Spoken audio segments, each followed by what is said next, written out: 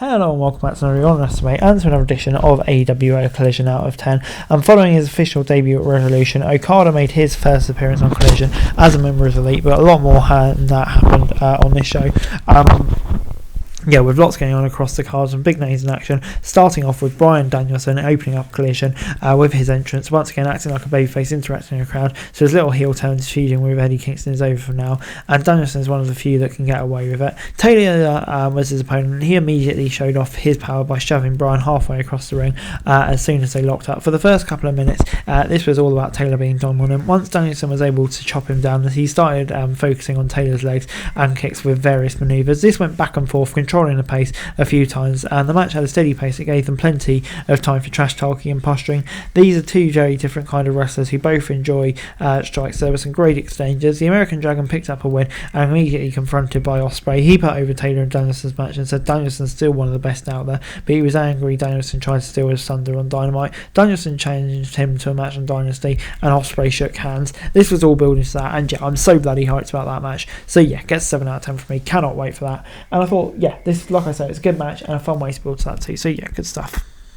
Okada then had his first match on Collision against three jobbers in a trios match against the Young Bucks, and as you can guess, they won quickly. But Eddie Kingston showed up and tried to attack, but was beaten down by all three men until Pac made the save. Next week we'll see Kingston, Pac and Penta against the Elite in a trios bout. That was a nice way to set out with that. Great to see Okada in action, but that match next week's going to be a banger. Can't wait for that. Before we saw Mariah May dressing like Toni Storm's original gimmick to take on Adora in singles competition. Adora had a slight power advantage. It felt like an even matchup. Neither had a big disadvantage. It was a short match with good energy, but not nearly enough time, unfortunately. May's running lean finisher looked great to cap it off, and Storm came out and presented May with a Tony Award, but Peraza tried to intervene. Storm and May took her down and celebrated. So interesting angle. I'm still intrigued to see what they're going to do with those involved. So kind of intrigued by this and found it interesting, so I'll give it a 6 out of 10.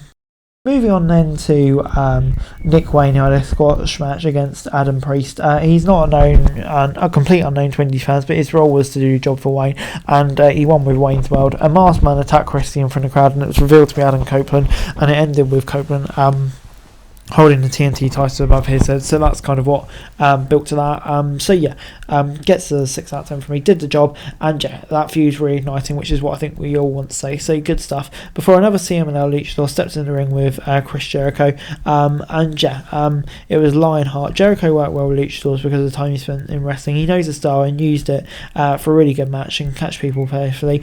But Jericho's age against the young Luchadors, it definitely brings something new out of him, and it was a solid match. And Titan was made to look good, but Jericho got the win with the Lionheart and picked up a submission to close out the win, with it being a more fun match than expected.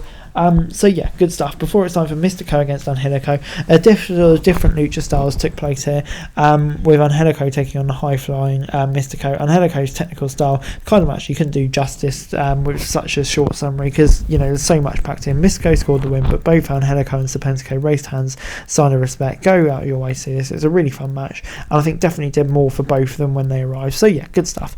But moving on into the House of Black against Briscoe, Lethal and Jarrett, and of course it was a street fight.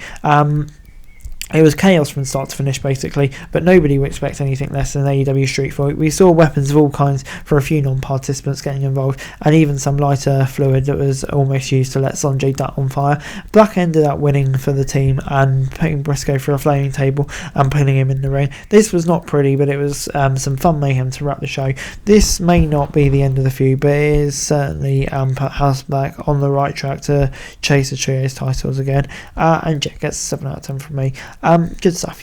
Like I say, a really fun match. I think definitely reunited the House of Black after that stuff from Briscoe last week. I think definitely advanced it, and overall Collision this week gets a 7 out of 10 from me. Another good episode of Collision in my opinion.